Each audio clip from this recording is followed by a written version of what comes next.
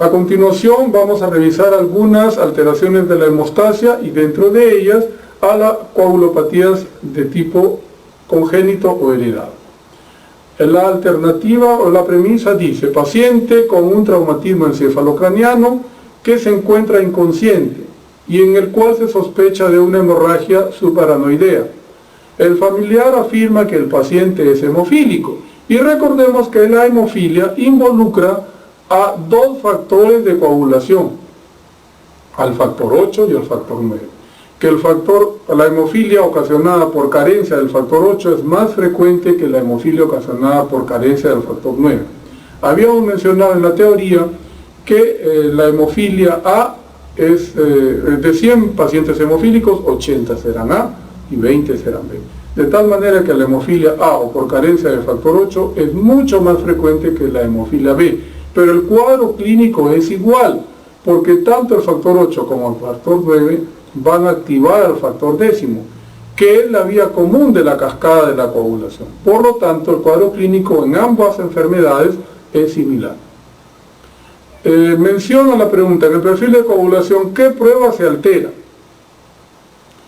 ¿En dónde participa el factor 8 y el factor 9? Ellos forman parte de lo que se conoce con el nombre de vía intrínseca de la coagulación, que se inicia con la activación del factor 12 o factor de contacto, o llamado también factor de Hagemann.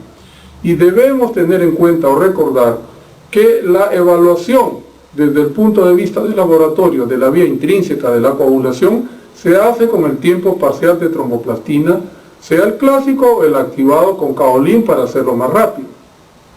Entonces, el tiempo parcial de tromboplastina, cuando está prolongado y hay un cuadro de sangrado, lo más probable es que se deba a un paciente hemofílico. Pueden haber otras patologías que guarden una relación con esta prolongación del TPT y que tengan que ver con sangrado. Por ejemplo, la carencia del factor 12, que siempre es vía extrínseca, la carencia del factor 11, que siempre es vía extrínseca, y la misma carencia del factor décimo, que también pertenece a la vía extrínseca y a la vía común. Pero ahí nos están diciendo que es hemofílico. Entonces, el hemofílico, porque el factor 8 y el 9 están dentro de la vía intrínseca y esta se evalúa con tiempo parcial de tromboplastina, deben prolongar este tiempo. El tiempo de trombina evalúa básicamente la función del factor 1 fibrinógeno en cuanto a lo que es su capacidad de polimerización. Por lo tanto, no tiene que ver con el factor 8 o 9, que son los factores que están involucrados en la enfermedad hemofílica.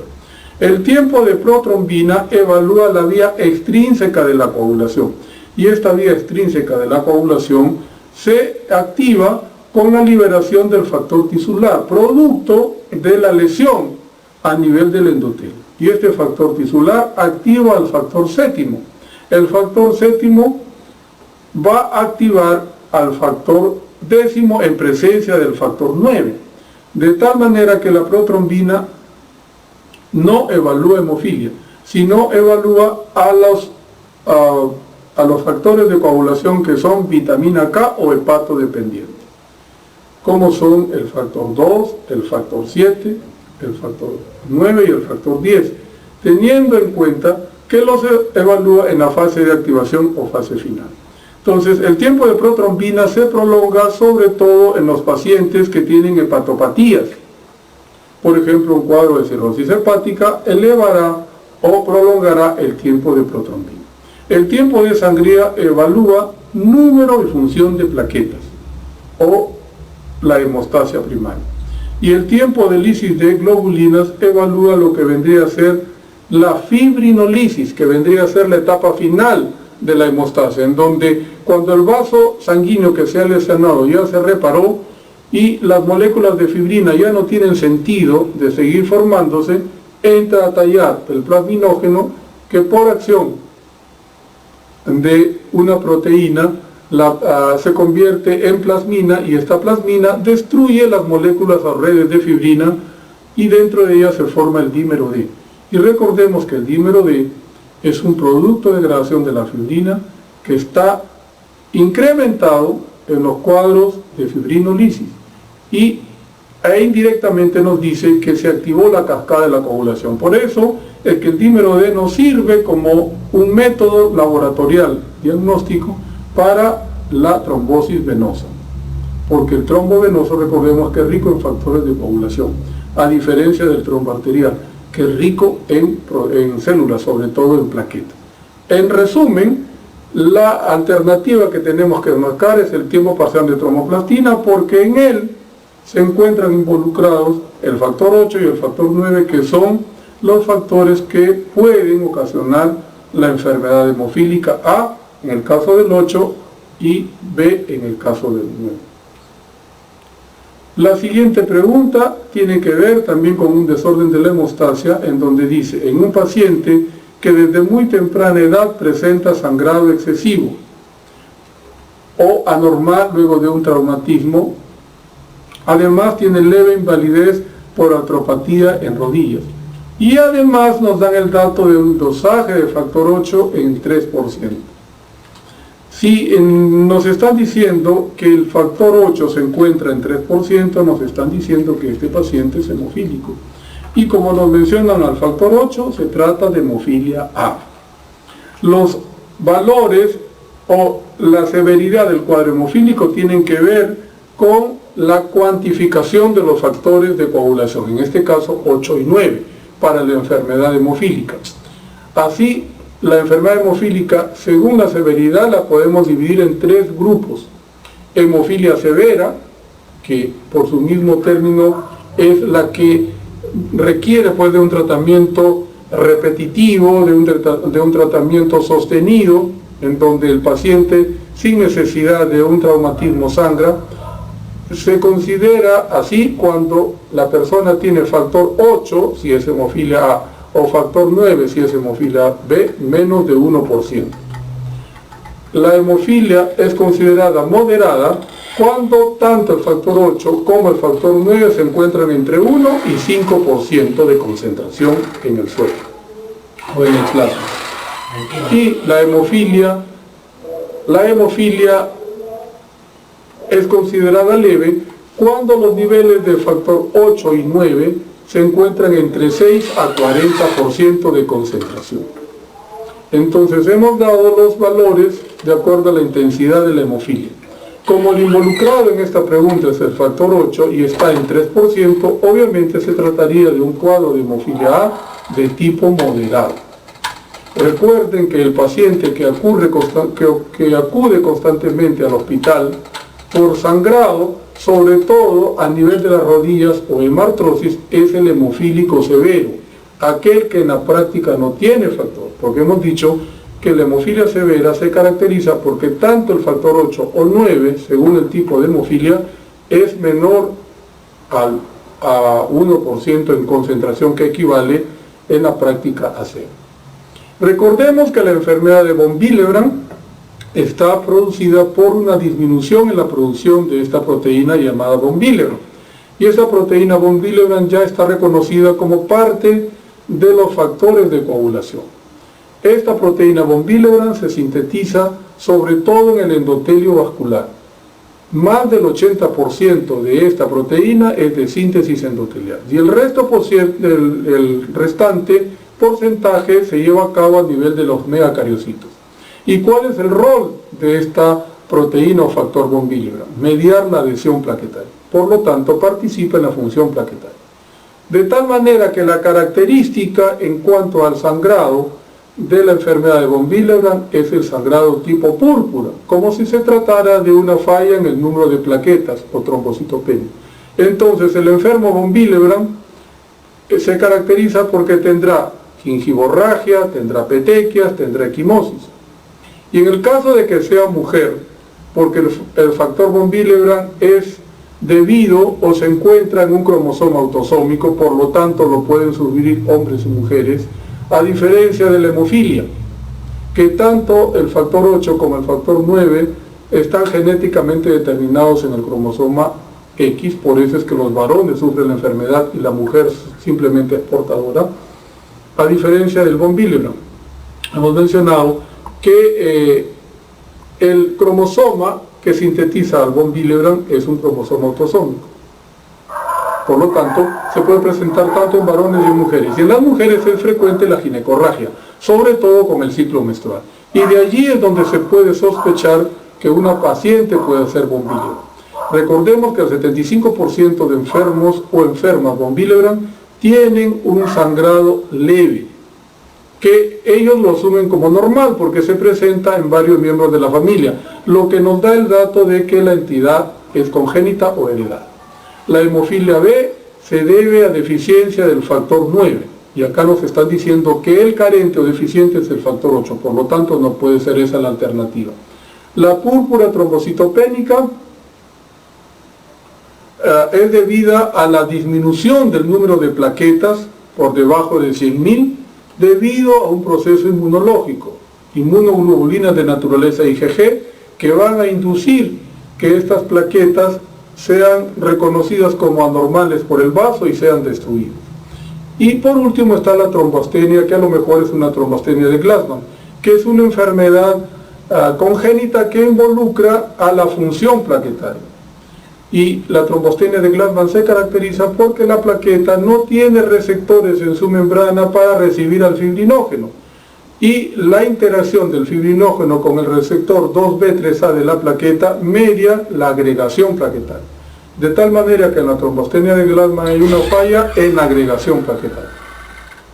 Por lo tanto, con los datos que nos dan en la premisa, el paciente se puede catalogar como un paciente con el cuadro de hemofilia A por carencia del factor 8. Ahora entramos a los que son las neoplasias hematológicas. Una neoplasia hematológica que siempre nos llama la atención, porque a lo mejor durante nuestro internado hemos tenido un paciente, es el mieloma múltiple, a pesar de que no es la neoplasia hematológica más frecuente. La neoplasia hematológica más frecuente es definitivamente la leucemia aguda. Y nuestro hospital, yo trabajo en el Hospital 2 de Mayo, como les dije en la introducción, siendo un hospital general, tiene mayor cantidad al año de pacientes con leucemia aguda que pacientes con mieloma múltiple. En lo que va del año, hasta esta fecha, estamos 16 de junio, tenemos más de 40 pacientes con leucemia aguda. Y solamente hasta la fecha tenemos 2 pacientes con mieloma múltiple, obviamente me refiero a pacientes nuevos. Entonces la pregunta dice, varón de 60 años, relativamente mayor, que en la radiografía de cráneo presenta lesiones osteolíticas, es acabocado. Y nos preguntan el diagnóstico más probable, ¿cuál será?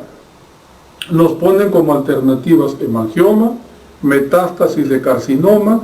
Recordemos que el carcinoma metastásico puede comprometer la médula ósea, es cierto, pero cuando compromete los huesos da lesiones osteoblásticas, es decir, de neoformación de huesos, no lesiones osteolíticas.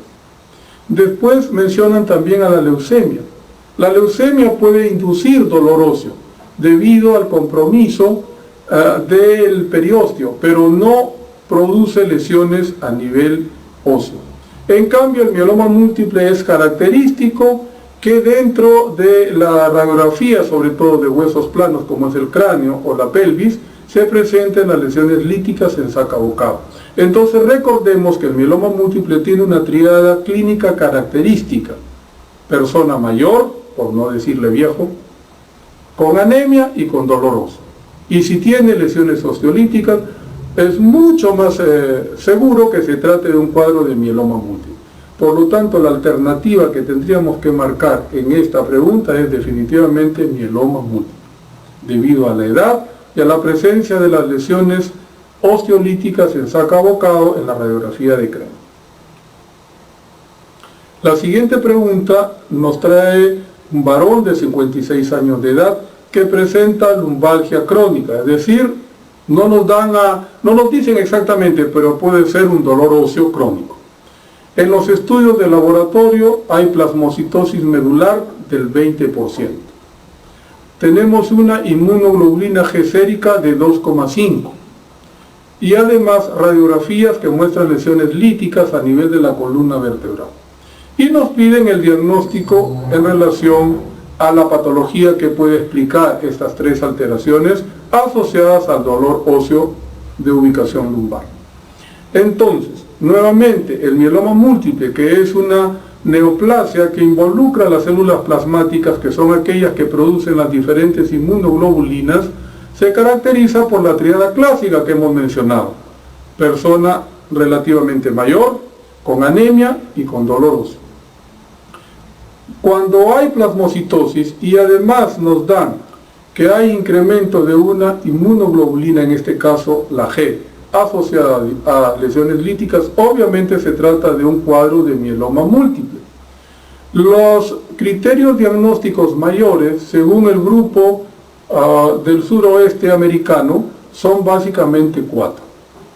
La plasmocitosis medular mayor del 30% o mayor del 10% de células plasmáticas inmaduras. Puede haber también un plasmocitoma extramedular.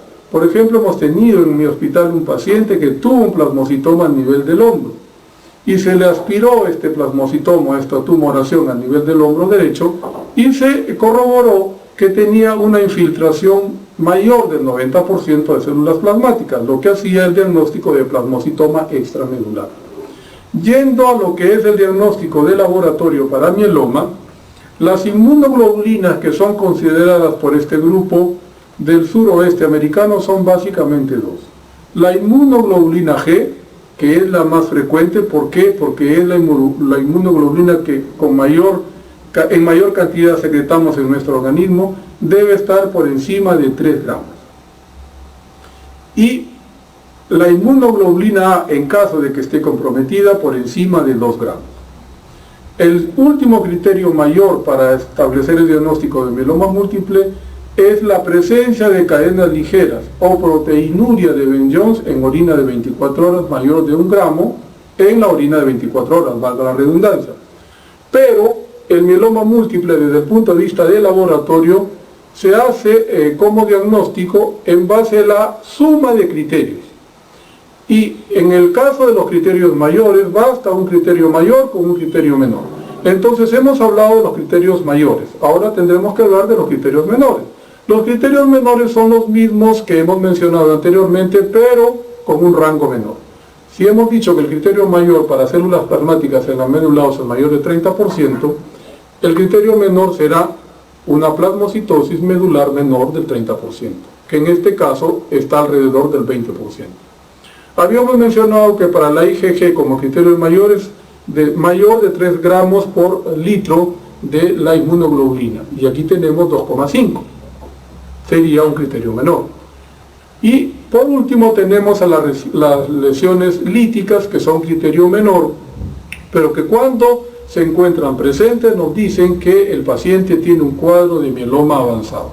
Usualmente las lesiones líticas se encuentran en estadio 3 o máximo estadio en cuanto a enfermedad para el paciente mielomatoso. Entonces, la suma de estos 3 criterios menores nos hace el diagnóstico de mieloma múltiple.